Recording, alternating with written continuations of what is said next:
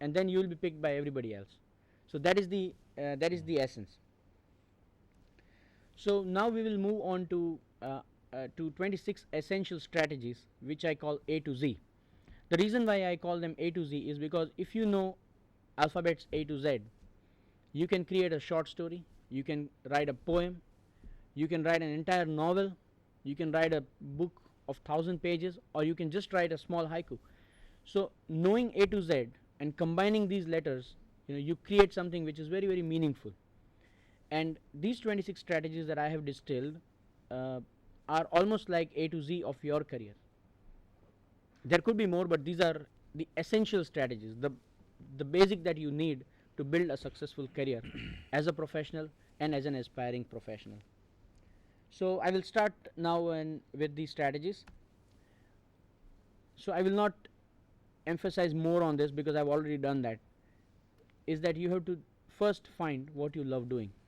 Life, as they say, is too short for to spend 8 hours a day doing what you don't care about. I mean, we see people who work in customer service departments who don't care about customers.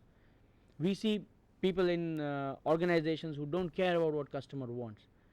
There is no point in doing work that way, because if you're not passionate, you will not care, and if you will not care, there is no way you will be able to grow further. Which means passion also breeds excellence. If you want to be excellent in anything, you have to be passionate. Lata Mangeshkar was passionate about music and hence she excelled in whatever she did. Sachin Tendulkar was excellent. He was passionate and hence he was excellent. Would you mind if I interrupt a little Yeah, bit? sure. You said do what you love doing, right? And our students also would agree to me that sometimes it takes months and years to find out that what we actually love doing. Until and unless we come across certain situations or some musical instrument or an opportunity, Right. we never realize that we have been liking this. Correct. So I think it's something like trial and error. One has to find out first that Yeah. what you like. As Yes. I would like to quote here, Dr. Sigmund Freud very nicely said, okay, each and every individual on this earth has some talent, which is unparalleled by others. Right. એક વસ્તુ એવી છે લાઈફમાં તમારી જોડે કે જે બીજા અન્ય કોઈની પાસે કોઈ નથી. પાસે નથી. Right. પણ unfortunately more than 95% of the people never come across it throughout the life. Right? એટલે આપણા That's right. મૃત્યુ સુધી આપણને ખબર નથી પડતી કે આપણામાં એવું શું છે કે જે આપણને ખરેખર આગળ કરિયરમાં આપણને લઈ જાય. That's right. It could be music, it could be technology, it could be anything on Right. this earth. એટલે first you have to find out what you love doing, and I think this is in relevance to this only. So how to Yeah. find out? Yeah, so I think you posed a question, Mr. Sarvaya, and you also kind of answered it. Yes, of course, yes. Because there is no proven method or surefire way to Exactly. find out what you love doing. The only way to find out what you love doing is to do so many things. Trial and error. That's what. It's a trial and error. Do so many things. Fail at a lot of things. Take feedback. Learn from those failures. Do something else. Then do something again. And then Exactly. you will pick up something which you love doing, and that is how you do. So, for And example, ક્વોલિટીની કોઈ પણ વસ્તુ તમારે શીખવી હોય તો શરૂઆતમાં કદાચ તમને ના ગમે એવું પણ બને. Classical Correct. મ્યુઝિકના કેસમાં જો આપણે Yeah. વાત કરીએ તો Yeah. if you listen to the classical music, say for an example, for the first time you might not like it. I mean, Yeah. once you come across it closely, then you would not like anything on this earth, than classical music.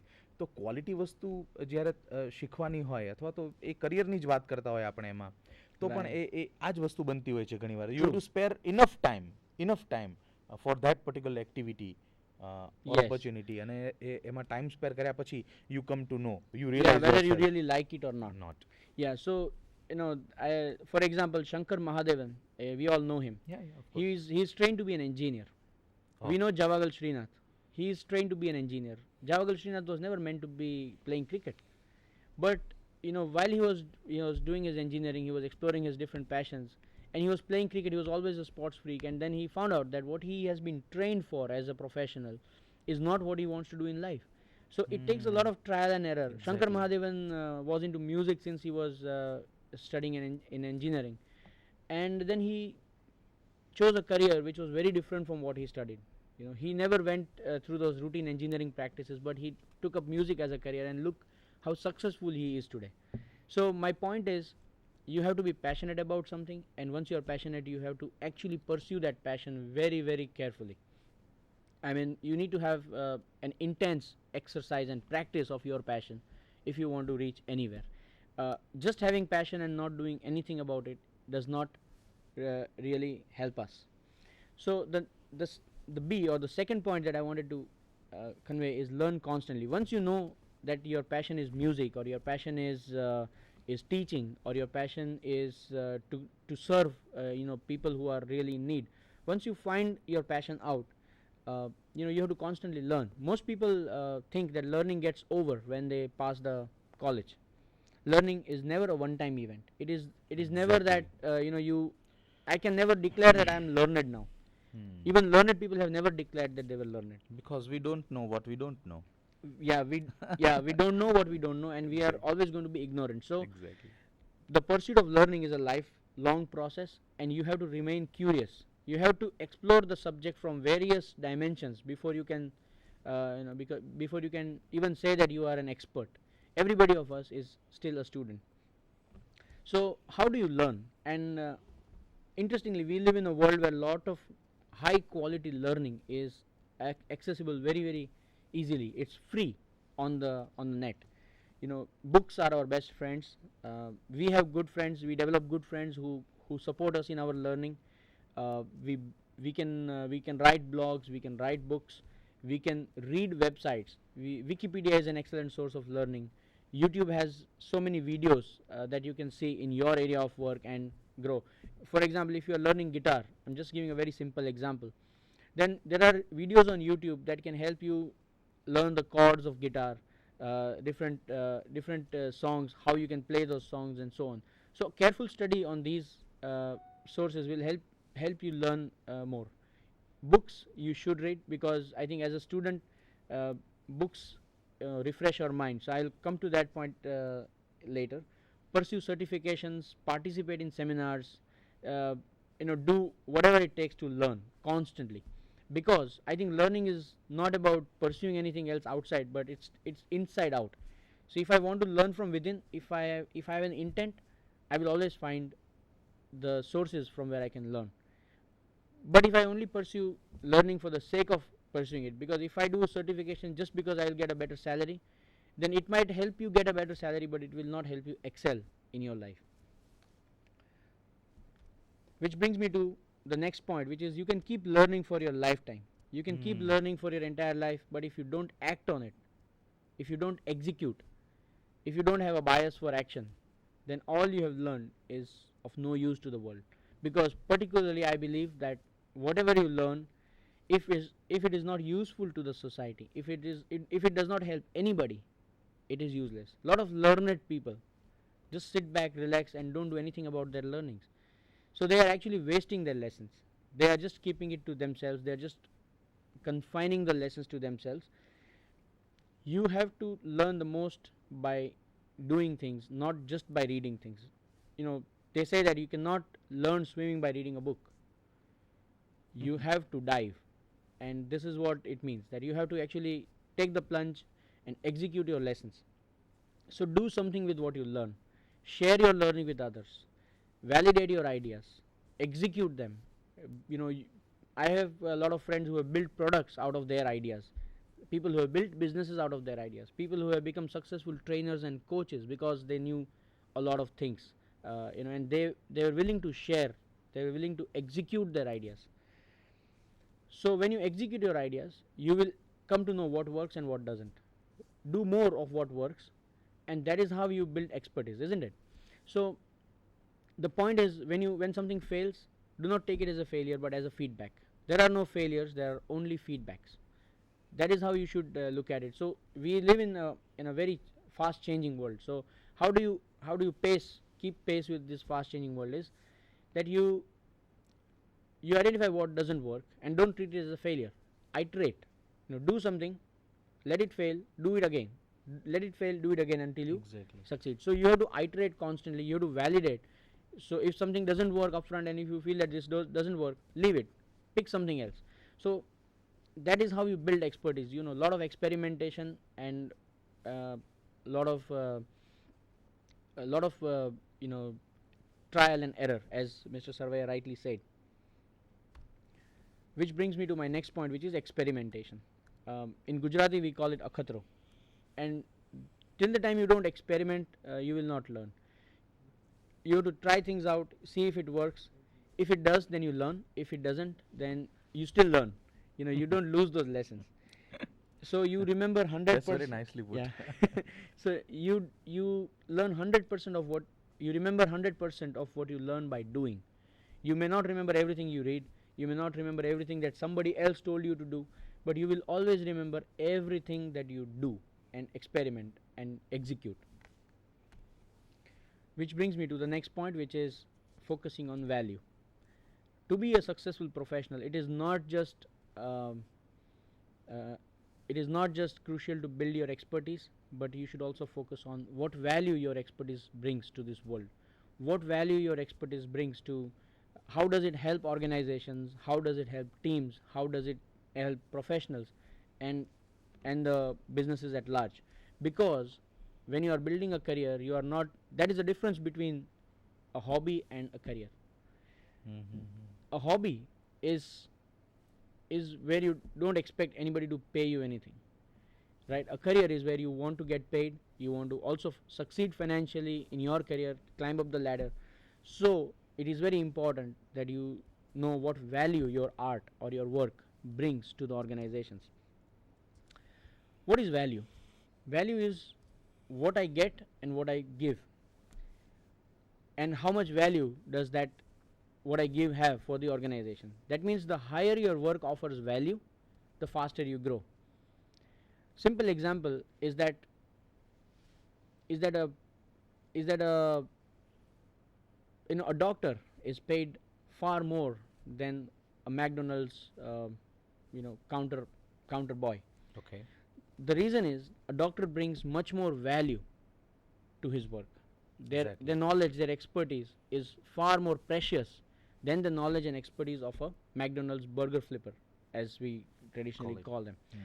So it is very important to focus on what value you add, because now you are into a career and you don't want to just keep doing something without getting a relevant appreciation in terms of even career growth, financial growth, climbing up the career ladder. You don't want to waste your energies by doing something which does not add value.